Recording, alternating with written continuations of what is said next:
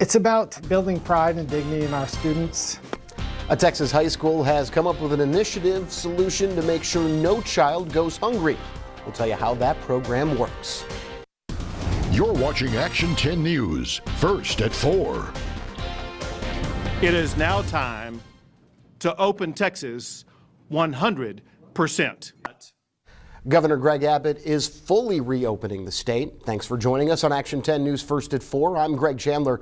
The governor made that announcement a couple hours ago in Lubbock. Now, Executive Order GA34 opens all businesses and facilities to 100% as long as COVID hospitalizations stay below 15% in each hospital region. Now, Texas is made up of 22 hospital regions. If hospitalizations go over 15% for 7 days in any region, counties in that region may scale back capacity to no lower than 50% until hospitalizations are back to 15%, that 15% level. Also, the governor's order lifted the mask mandate. Now, Driscoll Children's Hospital's head of infectious diseases, Dr. Jaime Ferge, says it's too soon to fully open. People are losing their jobs, their income, their livelihood, so I understand, but I think there's a way to do both things in a prudent way. Now, Dr. Ferge says he recommends people continue wearing masks when possible, as well as social distancing, until more of the population can be vaccinated. The city of Corpus Christi announced several relief programs to help homeowners dealing with the aftermath of the recent winter storm. Water utility bill relief program, pipe breakage repair program, actions regarding the ERCOT, gas relief program, an off-cycle brush removal plan, and the mayor's fund that I am actively reestablishing to provide direct supports to citizens in need.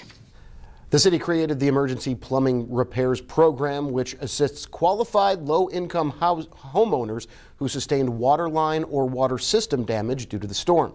Criteria to qualify include households whose income meets 50% or lower of the area median income, homeowners over 62 years of age or are disabled, homeowners that are current on their property tax payments, current on their mortgage as well, and have been denied by FEMA for assistance, don't have foreclosures, liens, child support, or property taxes outstanding, not in a floodplain. You can start applying tomorrow at noon by going to cctexas.com/GMD. For those of you without internet, you can call 361-826-3010. City officials say we can expect to see an increase for what we pay for natural gas.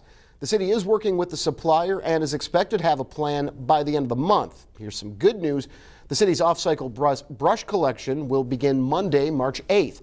Crews will only be collecting brush. No bulk items will be collected at this time. It's expected to take several weeks, and the hours of the J.C. Elliott landfill have been extended. The landfill will be open 7 days a week from 8 a.m. to 6 p.m. As for the mayor's disaster fund, we're told fundraising efforts are underway. The city is working on plans for how people can apply for that funding. Residents over on the city's west side still don't have water following the freeze. Action 10 News reporter Jeremiah Marshall has that story. Several residents here on Omaha Drive say these past few weeks have been tough because their plumbing has not been working. We spoke to the property manager here on Omaha Drive, who says they're doing their best to get the water flowing again, but a huge problem is finding the appropriate pipes to fix the rooms for each resident. Tenants say it has been a struggle to find water, but continue to cope with the situation that is taking place. It's hard, but you got to cope with it. There's nothing they can do. They're trying. The property owner also says they are seeking help from the community, such as water donations and those who have plumbing experience. And managers here of the property say if anybody would like to help, you can stop by here at 738 Omaha Drive. Reporting, Jeremiah Marshall, Action 10 News. All right, thank you, Jeremiah. Meanwhile, Johnson & Johnson will soon get some help in manufacturing its newly authorized coronavirus vaccine. Pharmaceutical company Merck will help produce that single-shot vaccine. President Biden is expected to make that announcement later today. That arrangement comes after officials found out Johnson & Johnson had fallen behind on production. The FDA authorized the vaccine for emergency use over the weekend, making it the nation's third coronavirus vaccine. Well, here's a look at the latest number of coronavirus cases being reported. Nearly 38,000 people have had the virus here in Nueces County. 717 people have died and just under 36,000 people have recovered. Here's a look at the latest coronavirus cases throughout the Coastal Bend. For more information, just visit our website, kztv10.com. This is the Rebound Coastal Bend, brought to you by Conviva. Visit us at convivacarecenters.com. The COVID-19 pandemic nearly forced a local family business to close, but today, Morgan Street Seafood remains open to the public. Charlie Allegria has run the business since 1997, supplying fresh seafood to restaurants and catering companies, while also selling to customers who visit his market. Now, the business struggled when restaurants closed last year, but with help from the Paycheck Protection Program and the arrival of summer, kept it afloat. The loans from the government did help us sustain ourselves a little bit. And then come June, when the warm weather came around, they lifted some of the percentages of occupancy for the restaurants, and they started getting better. And I was able to find product. Allegria said he loves Corpus Christi and has no plans of the market going anywhere anytime soon. Casa de Dios Corpus Christi is holding another milk and food giveaway right now. Casa de Dios is located at 2341 Pierce Street in Corpus Christi. That event is going on until 5 o'clock.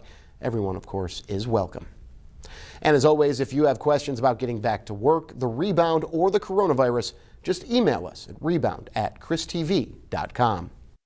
Now, your Doppler 10 weather forecast, brought to you by Conviva. Visit us at convivacarecenters.com. All right, time now to get a first look at the forecast with Chief Meteorologist Sharon Ray. Good afternoon, Sharon.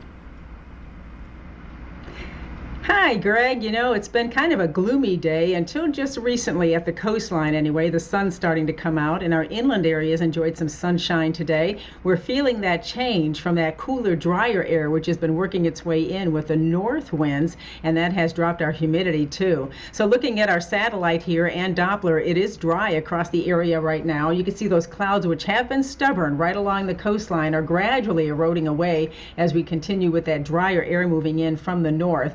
And what a change. You know, it was so humid as we went through last week and into the weekend, but now you can see the humidity is much lower and we have drier, more comfortable air over us.